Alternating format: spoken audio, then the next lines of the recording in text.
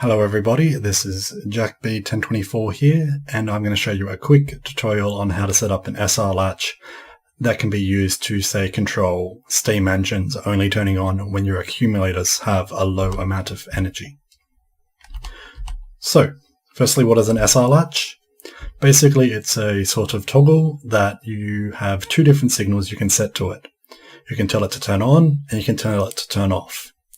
And if you're sending neither of those signals to it, it will keep in the state that it was last in. So if it's off and you tell it to turn on, it will turn on. If you then don't tell it to turn on, but rather have nothing on its input, it will stay on until you tell it to turn off, and then it will turn off until you tell it to turn on. It's called an SR-Latch because it's a set-reset latch. So to make that, we're going to put down a decider combinator. We're going to wire the output to the input. And we're going to say if S is greater than R, output 1 on our S value. I'm using S and R here to signify our two signals, set and reset. We're going to wire this up to this light, and we're going to turn this light on whenever S is greater than 0. So whenever this latch is set, the light will be on, and whenever the latch is not set, the light will be off. Lastly, I'm going to set up two constant combinators, and these are just going to act as our two conditions to set and to reset our circuit. So one of them is going to set S to 1, and the other one's going to set R to 1. Now, if you're using an accumulator setup, accumulators defaultly output on signal A, and so we'll say let's set our steam engines to work when we've got less than 50 energy. And let's set our steam engines to be reset when they've got more than 90% energy. And so you can just hook these up and hook these up to an accumulator. Put that down. Okay, it's there. Oop. So just hook that up. So, this is set and our accumulator is charging, and once it gets to 90%, that turns off. So so ignoring these two constant combinators, this is how you would set up your network. But now we'll go into how this actually works. So we'll ignore them for the moment, and we'll go back to just this setup. So for help in seeing how it works, I'm going to connect the inputs of this decider combinator to this small electric pole, just so we can see what's on the red and the green line. So in our off state, like we currently are, you'll see we're getting no input at all to this decider combinator. And because S and R are both 0, 0 is not greater than 0, so it's just going to output nothing. Okay, so what about the state when it's on? So in the state when it's on, we'll see we're getting an S signal of 1 on the green line. So we're getting 1 into this combinator. As 1 is greater than 0, we're going to output 1. And because that output is connected to our input, that's where our 1 value on the green line is coming from. And so that's just going to stay on. And so this light is going to stay on. So that's simple enough, but now let's look at what happens when we turn S and R on and how they work. So in this situation, we're not going to look at the decider combinator connected back to itself. We're going to look at just the very tick that either the S or the R turn on. So in the very tick the S turns on, we've got on our red line an S value of 1. On our green line we have no value because our decider combinator was off, so it wasn't giving us a value on the green line. So in this case S is 1, R is 0, 1 is greater than 0, so we're going to output 1. So we're now outputting a value of 1 on the very next tick, which is turning this on. Now, because our latch is actually connected through, after the very first tick, we're going to have an S value of 1 on our green line, and we're going to say we still have an S value of 1 on our red line because this combinator is still on. In this case, S is 2, R is 0, 2 is still greater than 0, so we're going to keep outputting 1 on the output, which is connected to the input via the green line, and that's where our S of 1 on the green line is. And so that's stable. And so when we turn this combinator off, we're back to this situation again. We've got S of 1 on the green, nothing on the red, and so that's keeping the light on. Now, because it's kind of a bit hard to show you what happens on the very first tick that our reset light is turned on, we're going to disconnect the output from the input, and we're going to use this constant combinator to emulate this decider combinator's output from the previous tick. So because it's outputting an S of 1, we're going to make this combinator output an S of 1 on the green line. So it's just acting as if it was directly connected. So on the very first tick that our R value is set to 1, we'll notice that we're getting an R value of 1 and an S value of 1. R of 1 from the red line from this combinator, S of 1 from the green line from this decider combinator's old output, because it used to be set. So, S and R are both 1. 1 is not greater than 1, so we'll stop outputting a value. As you can see, it's not outputting a value anymore, and the light has turned off. Now, because its output is actually connected to its input, after the very first tick, it's not going to be outputting anything anymore, so we've got only one signal of an R with a value of 1 on the red line, connecting to this decider combinator. S is 0, 0 is not greater than 1, so it's going to not output anything, and that's why it's turned off. Of course, once this constant combinator turns off, it's now got no input, 0 is not greater than 0, so it's not going to turn on. And so that's how that circuit works. So when we have our two decider combinators like we had before, one of them set to A is less than 50, output our S value of 1 to set it, and the other one with A is greater than 90, turn our R value on 1 to reset it, and then connected to our accumulator on the inputs. You can see because we're less than 50, we're telling it to set. Now that we're greater than 50, we're not telling it to set, but we're also not telling it to reset, so it's staying on the set signal from its own input. And then once A became 90, it was told to reset, and so the light turned off. I'll just show that again, because I'm not sure I made it in time for you to actually see the A value go over 90 and for this combinator to turn on. So you can see S is 0, R is 0, and once that gets above 90, the R value will become 1 and the light will turn off. Now, that's good for charging. Let's see how it works for discharging. So for discharging, let's just use that so we can see this thing's losing energy.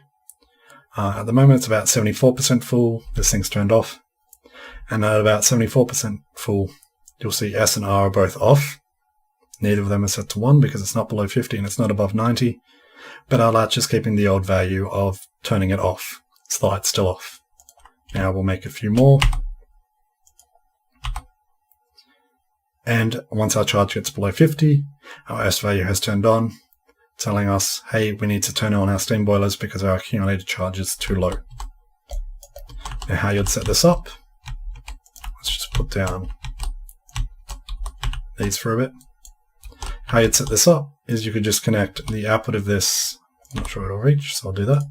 There you go, you can set the output of this up to the input of a belt. Set the belt to be enabled whenever S is greater than 0. That is, our latch is turned on. And then once our accumulator gets to a low enough charge, I'll just put down these again to take up a lot of charge.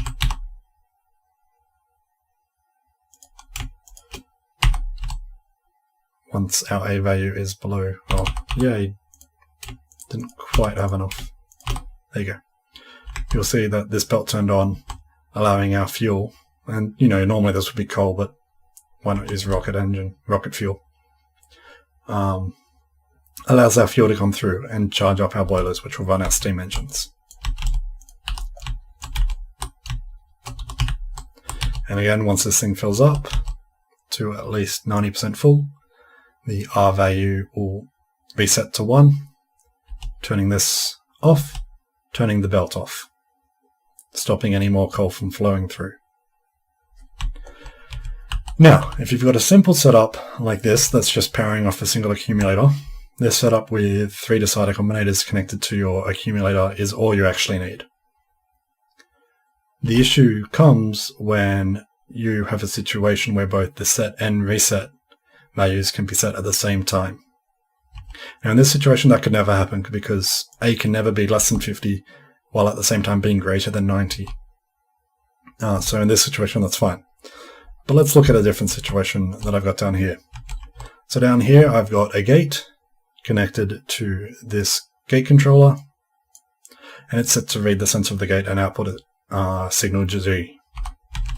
We've also got a rail signal set to read its signal, and we've got 2 decider combinators here, one set to set it whenever our gate is opened, and the other one set to reset it whenever our signal is read. So basically, imagine this as a sort of player access station. When we run past the gate, this thing tells us, hey, we want a train at this station. And then when there's a train at the station, we say, okay, that's cool. We don't actually need to call a train to the station anymore because it's already here. So here I have a train, and it's just going to wait for it to be called to this station. So when I get into this car and I go to the gate, you'll see the train comes over, and it's going to wait at this station. Now this situation, because we're still over the gate, we're both telling it to set and telling it to reset at the same time. And this is a situation you would generally want to avoid. Now, why do you want to avoid that?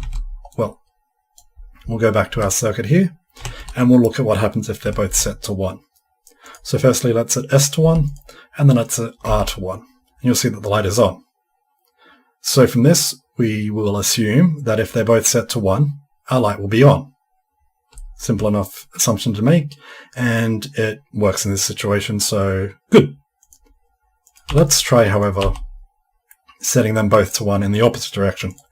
So this time we'll set R to 1, and we'll set S to 1. Now this time again, they're both set to 1, but our light is not on. Well, that's odd, because last time we said, okay, if they're both set to 1, our light is on. But this time they're both set to 1, and our light is off. So we'll try to figure out what's going on here. So let's take this a little bit slower. First, we will set our S signal to 1, and we'll see that's turned this latch on. Now, because that's turned this latch on, our latch has an S value of 2, one from the green and one from the red. Red coming from the combinator, green coming from the fact that the latch is on. So now when we turn R on, we're comparing our input of S being 2, one from the red, one from the green, to our input of R being 1, purely from the red. 2 is still greater than 1, so the latch stays on. So that's why this light's not going to turn off. Now, if we set our R value to 1, you'll see that our latch has an R value of 1, no S value, so it's not outputting any S value. When we turn our S value on to 1, our latch now has an R and an S of 1 on the red line. 1's not greater than 1, so our latch isn't going to turn on. And that's why our latch is now consistently off. So let's say that's not the experience we want. What we want is, if they're both on, we wanted to care about which one was triggered most recently. Because you see, in this situation, it is the one that's triggered first is the one that it has. So if S is first, it'll be on. And if R is first, it will be off. So let's say instead of that, we want it, if S and then R, we want it to be reset because R was the most recent, while if R and then S, we want it to be set because S was the most recent. So how do we do that? Well, the first step we're going to do to doing that is we're going to add an extra arithmetic combinator. So we're going to connect it to our constant combinator on its input on the green line, and its output on the red line will be connected to the red line of the constant combinator, but that's just to connect it to the decider combinator on the red line. That's all we actually care about. You know, you could have connected it that way to make it a bit simpler to see. So what's this arithmetic combinator going to do? Well, what we want is instead of, for as long as this signal is on, it to be getting a value of S of 1 from the red signal, we want it only on the very tick that this signal does, that this signal turns on. Do we want this decider combinator to turn on? So you'll see now we're getting an S of 1 on the red line. We don't want that because this signal's been on for a while now. We only want it at the very instant it turns on that this red signal should get an S of 1. So how do we fix that? Well, we'll get our S value and we'll negate it by multiplying it by -1 and we'll output it again.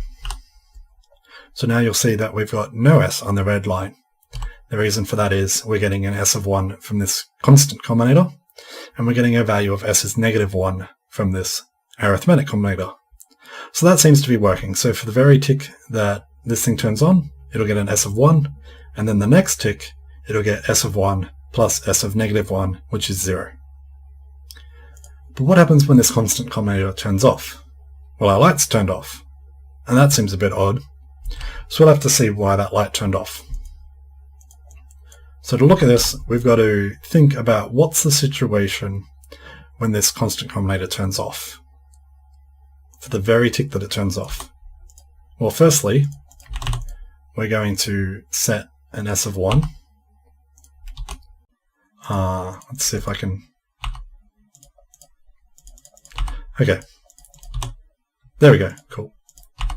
So, this is just to break apart the two setups. So, when it's on, this is the setup we're getting. And on the very tick it turns off, I'll actually add an extra constant combinator here just because I want to detach that. So this might look a bit more complex, but it's the exact same circuit as we had before, just detaching certain parts and adding constant combinators to emulate those parts. So again, on our red line we're getting nothing. Now, on the very tick this turns off, this one here turns off. However, the output from this arithmetic combinator does not change. It's still got a value of -1 on its output, because it takes one tick for it to replicate, to propagate, more correctly, the change to its input. So that's why it's still going to output -1. Now our decider combinator is still going to get an input of S of 1 on its green line because it used to have an output on. So we'll see on this, we've got an S value of -1 on our red signal and an S value of +1 on our green signal. Adding those two values up means that our input is actually S of 0, because we're getting -1 from here and +1 from its old input. But that's a situation we haven't thought of because we haven't had to deal with before. We haven't thought of what happens if we get a negative input of S or R into this decider combinator. And put simply, we don't want that. We want the input to only ever be a 1 or a 0 from our S or an R.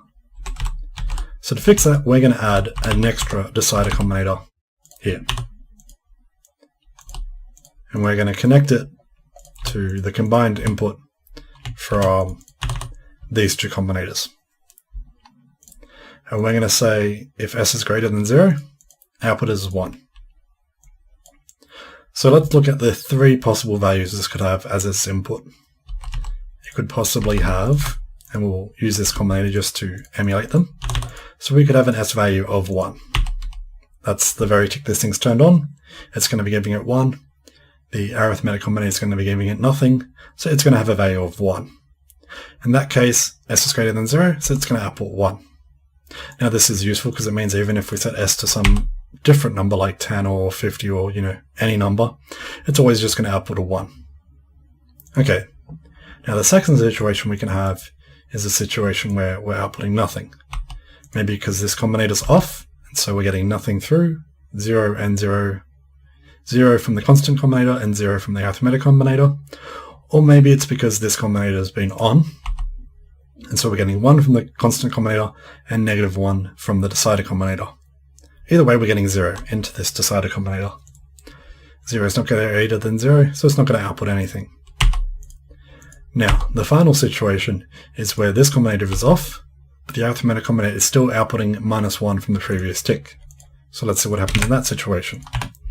Well, we're getting a -1 value. Let's just turn this on.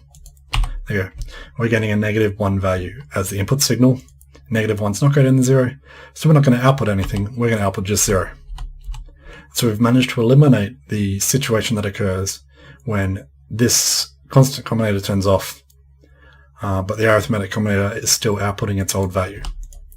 So if we input that now into it, you'll notice when we turn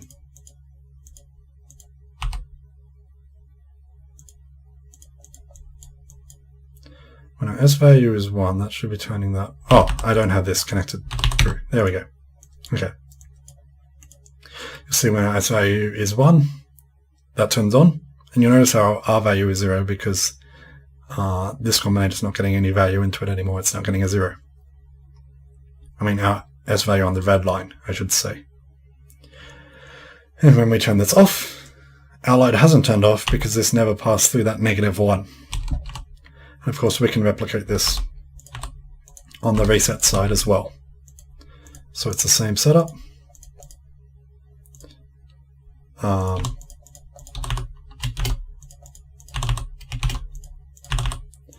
There we go.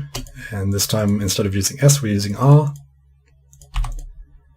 And again, we only care about when R is greater than 0. Change it to a 1. So now when we turn our R on, it turns off. And when we turn our R off, it's not going to turn on or do anything weird. It wouldn't turn on anyway. Actually, it would, because 0 would be greater than -1. So it would actually turn on in that situation. Now what happens if we turn our R on, and then we turn our S on? Well, the light's turned on. That's good, that's what we wanted. We wanted the most recent one. Okay, so we'll turn them both off. And now we'll say what happens if we turn our S on, and then we turn our R on. Well, now it's turned off. So now it doesn't care about which one was turned on first, it only cares about which one was turned on last. Obviously the two setups have their own advantages and disadvantages, and it all depends on which situation you care about. Do you care about which one was turned on first and lasted the longest, or which one was turned on last?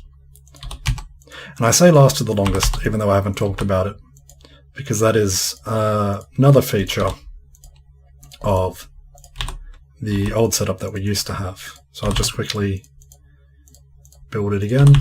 Let's just copy our settings. Yep, and yep, good, all set up. So in this case, let's say our R is turned on and our S is turned on. Now, as you know, this light hasn't turned on. But then if our R turns off, the light does turn on because now only S is turned on. And when our S turns off, it stays on. Likewise, if we go S then R, the light stays on because S was turned on first. But then if we turn on off S, it now turns off because R is on. Now that may be an advantage you want. But does that work with this setup? Well, let's turn S on, and then we'll turn R on. Now the light's turned off, so we'll turn R off, but S is still on.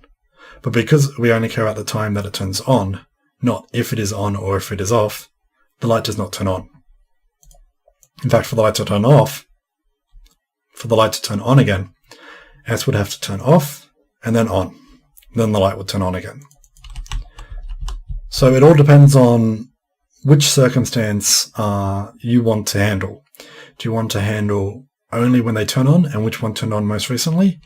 Or do you want to handle which one turned on first and after that, are they still on? But that's essentially the two different circuits you can have for SR-Latches and their advantages and disadvantages. So as I said earlier, if you're using accumulators, this is the version I would go with, just because you're not going to have them both on at the same time. And even if you do, you really only care about which one was turned off last. So, you know, if we're still got under 50% power, we still want to be fueling our coal boilers.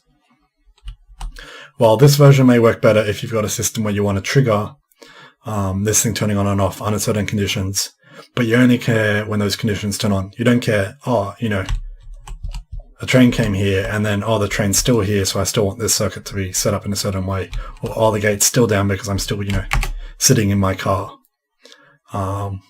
We only care the very moment that we passed by the gate or the very moment the train pulled into the station. Okay, as always, if you've got any questions or comments, feel free to leave them in the comments section. Otherwise, this is JackB1024 signing off. I hope you all have a good day, and until next time, goodbye.